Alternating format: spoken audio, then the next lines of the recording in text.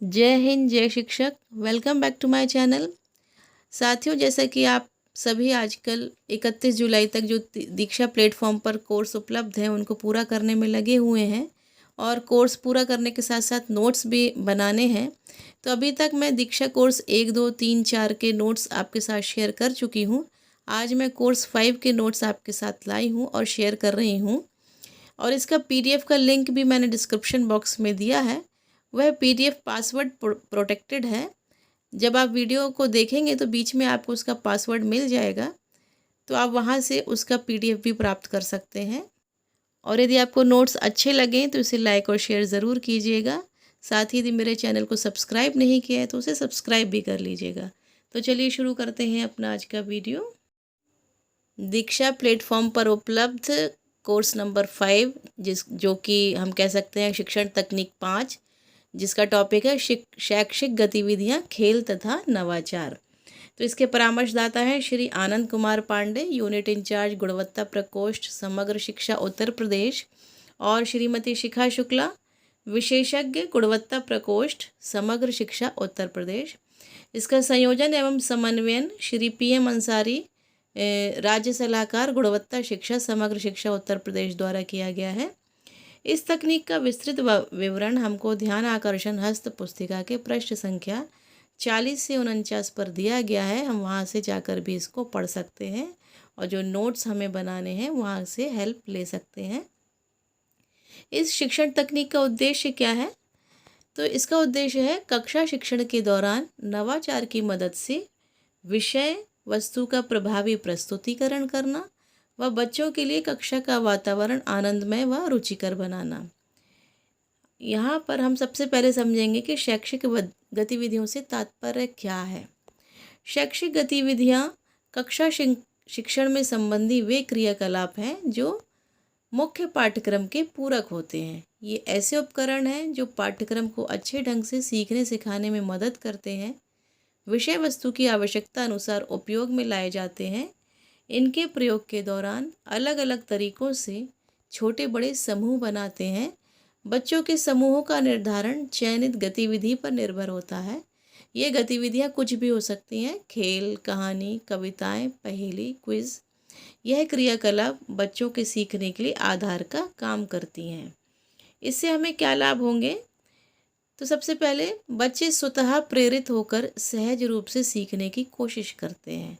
उनमें अंदर से स्वयं ही मोटिवेशन जागता है और वो सीखने का प्रयास करते हैं। दूसरा, ये गतिविधियाँ बच्चों की रचनात्मकता, सृजनशीलता, कल्पना और जिज्ञासा को बढ़ाती हैं। इसके अन्य लाभ क्या हैं?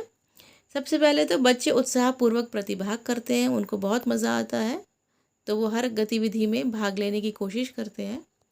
दूसरा, बच्चे एक दूसरे की सहायता और सहयोग करते हैं, यानी कि एक टीम वर्क की भावना उनमें डेवलप होती है। बच्चे एक दूसरे से सीखना शुरू कर देते हैं।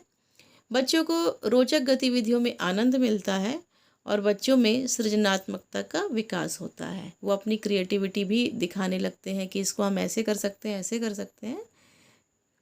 कक्षा में कराई जाने वाली जो गतिविधियां हैं वो 2 प्रकार की हो सकती हैं। एक तो पहला इंडोर और दूसरा आउटडोर।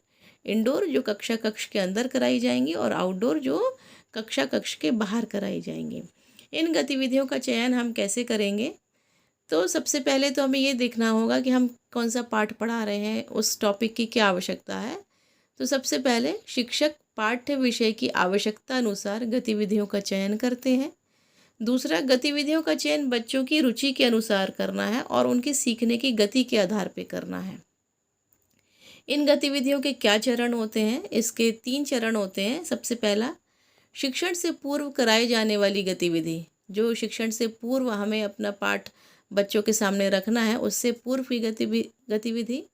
दूसरा, शिक्षण के लिए कराई जाने वाली गतिविधि जो कि हम शिक्षण योजना में शामिल करते हैं। तीसरा, आकलन के लिए कराई जाने वाली गतिविधि। जब हम अपना विषय वस्तु बच्चों के सामने रख देते हैं तो बच्चों ने क्या सीखा, कितना सीखा, उनका आकलन करने के लिए जो गतिविधि कराएंगे, ये तीसरे चरण की गतिविधि होगी। इसमें शिक्षक की भूमिका क्या होती है? शिक्षक आयोजनकर्ता की भूमिका में रहकर गतिविधियों का आयोजन व संचालन करते हैं। संचालन इस प्रकार किया जाए जिससे बच्चों के सर्वांगीण विकास में सहायता हो और कक्षा में बच्चों की सहभागिता बढ़ सके। इसका कुल मिलाकर सार या समेकन यही है कि शिक्षक विद्यालय की प्रार्थना सभा से लेकर अवकाश बेला तक ऐसी नवाचारी गतिविधियों का संचालन करें जिससे सीखने सिखाने के लिए एक आनंदमय वातावरण बच्चों के लिए उपलब्ध हो सके और बच्चे रुचिपूर्ण ढंग से सीख सकें, उनको आनंद आए, वो अगला पाठ सीखने के लिए भी तत्पर रह सकें। तो ये था कोर्स 5 के नोट्स। इसकी PDF का पासवर्ड है 12345। आप ये पासवर्ड डालकर PDF ओपन कर सकते हैं, डाउनलोड भी कर सकते हैं। मैं आपसे पुनः मिलूँगी कोर्स 6 के नोट्स के साथ, तो मेरे चैनल पर बने रहिएगा और तब तक के लिए keep watching and thank you for watching.